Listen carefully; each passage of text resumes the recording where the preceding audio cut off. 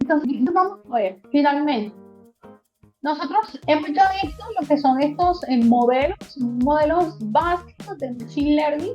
Hemos escogido algunos, ¿cierto? Para comprenderlos a profundidad, lo que es la regresión lineal, Random Forest, PCA, K-means, XGBoost.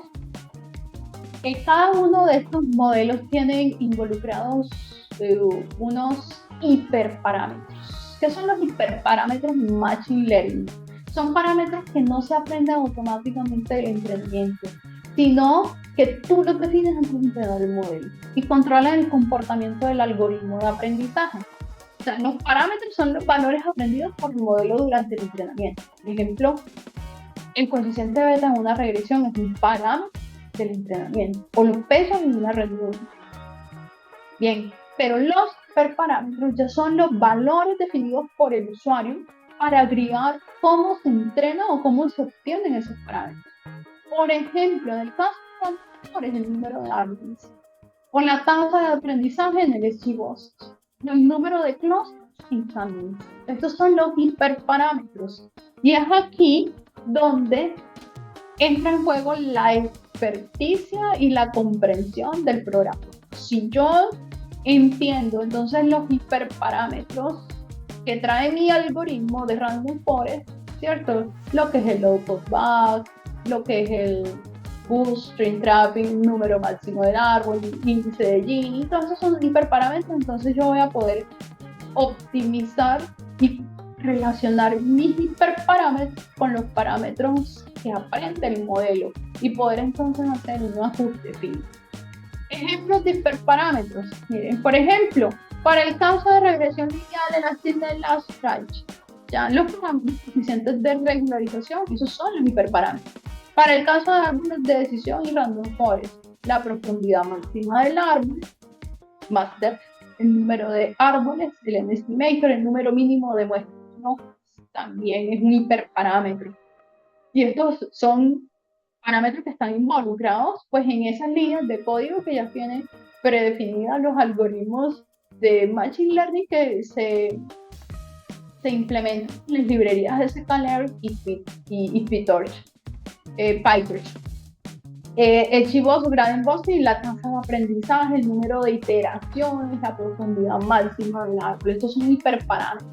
En el K-means, el número de clusters, el número de iteraciones máximas.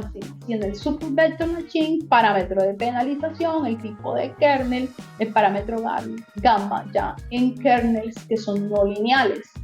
Entonces, para poder garantizar un desempeño adecuado de mi modelo, yo tengo que hacer un ajuste de hiperparámetros para encontrar los valores óptimos. Entonces se utilizan diferentes técnicas.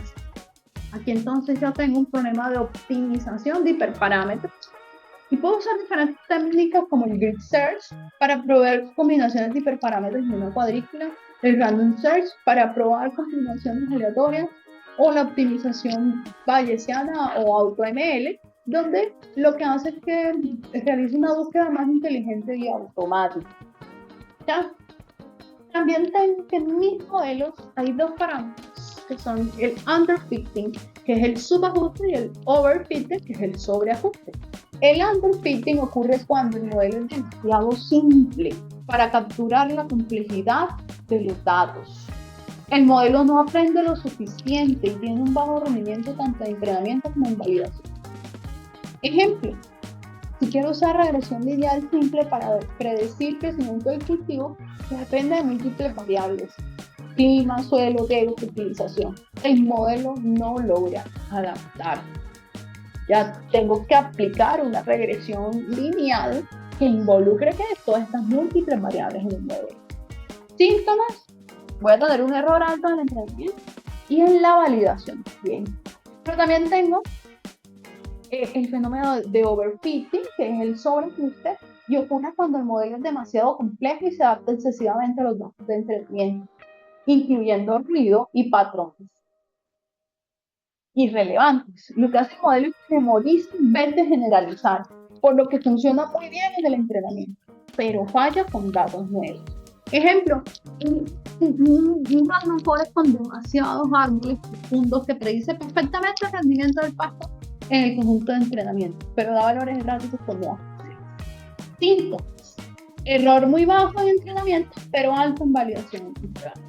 Ahí no dicen, tengo overfitting. Gran diferencia entre lo que es el entrenamiento y el test. Bien, aquí están ejemplos de lo que es el overfitting y el underfitting. Entonces, el underfitting, ¿cierto? Entonces, yo tengo un error de entrenamiento menor que el error de validación. En el overfitting, entonces, tengo un error de entrenamiento muy, muy bajo y un error de validación muy alto. Ahora, lo que se desea ya un buen ajuste sin underfitting y overfitting, tener entonces un error de entrenamiento y validación muy parecido, dependiendo entonces de la complejidad del modelo. Bien, ahora, también es importante en Machine Learning hacer una revisión inicial de datos, o sea, hacer un tratamiento de los datos, de tal manera que, bueno, no es que yo tengo los datos y ya entonces voy a aplicar Machine Learning, no, primero tengo que entender los datos, entender qué correlaciones hay, qué varianzas hay, si hay multicolinealidad, si hay homostasidad, cómo es la distribución de los datos, si los datos entonces cada dato tiene una distribución normal, si no es normal, o sea, ese entendimiento inicial de los datos es súper importante en esa exploración. Aparte, también explorar el dataset, o sea, qué variables son numéricas, qué son categóricas, cuáles son fechas, cuáles son textos, buscar los valores nulos o faltantes. Súper importante detectar valores atípicos, los outliers con boxplots o reglas estadísticas o calculando, ¿cierto? El RMS de esos datos. Si ese RMS me da muy, muy alto, quiere decir que probablemente hay datos atípicos o outliers. Revisar la distribución de cada variable, sus histogramas, la densidad. Bien. Segundo, entonces hacer una limpieza de datos.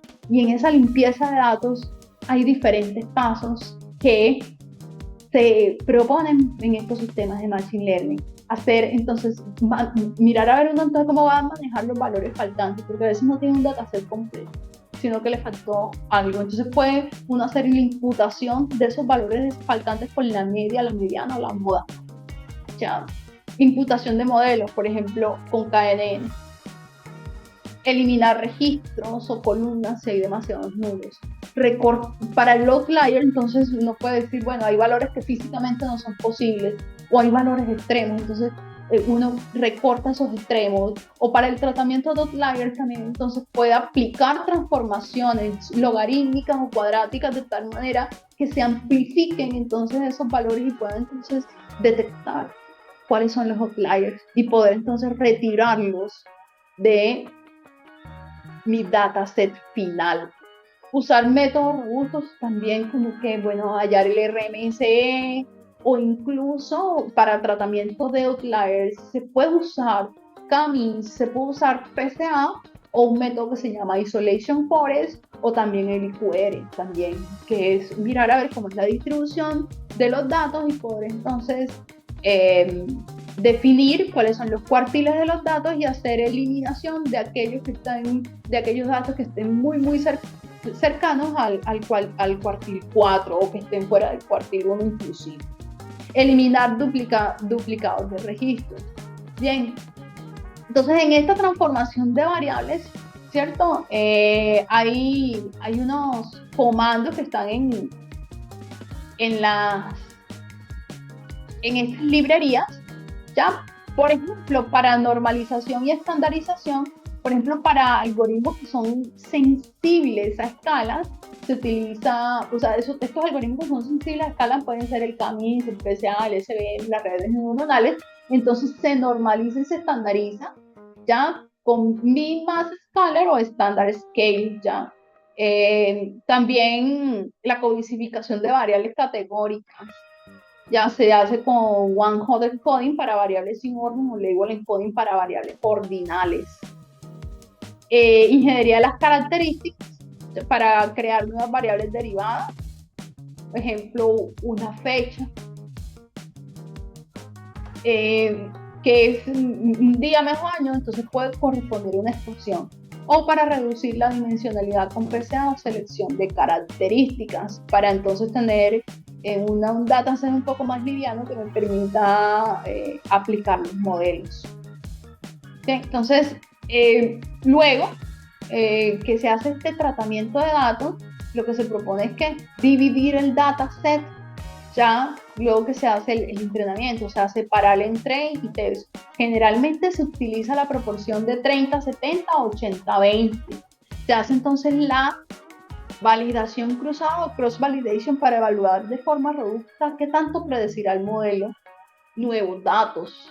O se usan también series de tiempo, time series split, manteniendo el orden, agrupando los datos y para predecir, ya para que se predican estos en esta serie de tiempo, como entonces el modelo va probablemente a predecir esos nuevos datos.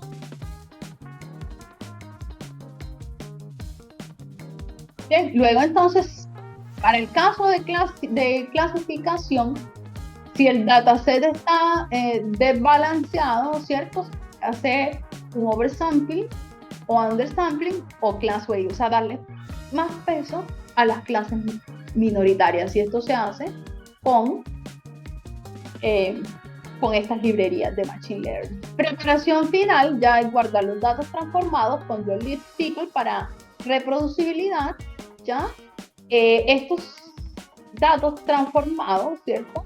Se pueden guardar con comandos de la librería sklearn, por ejemplo, en Python. Documentar los pasos aplicados y usar esos pasos para automatizar transformaciones y entrenamiento. Entonces, vamos entonces a ver, ya para la próxima clase, los códigos que están pues ya en el repositorio para preprocesamiento, para comprensión del overfitting, el underfitting, códigos de regresión lineal simple, los códigos para regresión lineal lazo, lasting negative rise, para random forest, tanto para clasificación como para regresión, un PCA, un K-means, un XGBoost para clasificación y regresión, y también pues les he dejado un código de red neuronal utilizando la librería Keras, este es opcional. Librerías para Machine Learning en Python, Pandas para manejo de data frames, limpieza, transformación, NumPy para operaciones numéricas y álgebra lineal eficiente. Ya para estadísticas y análisis, SciPy para optimización, transformadas y más. Stats-Model para modelos estadísticos clásicos como regresión lineal, ANOVA y series de tiempo. Librerías para Machine Learning en Python también pues hay que hacer gráficos, Matplotlib, Seaborn, Plotly para gráficos interactivos. Y para Machine Learning ya se utiliza lo que es Scikit-learn, TensorFlow, Keras y PyTorch. Bien, aquí está entonces la representación de esas librerías de Python. ¿Ya? PyTorch, Pandas, NumPy, TensorFlow, Scikit-learn, Seaborn, ¿no? Aquí está pues la representación, y la idea es que todos estos códigos de Python se puedan entonces correr en la nube con Colab, ya que es uno de los entornos de operación, es un entorno de operación que funciona con todas las capacidades que Google nos ofrece para hacer procesamiento en la nube, y es el entorno de operación que estamos usando.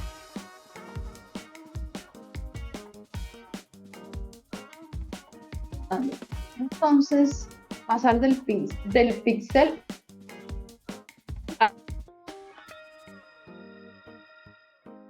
a la información, luego un aprendizaje y luego un conocimiento.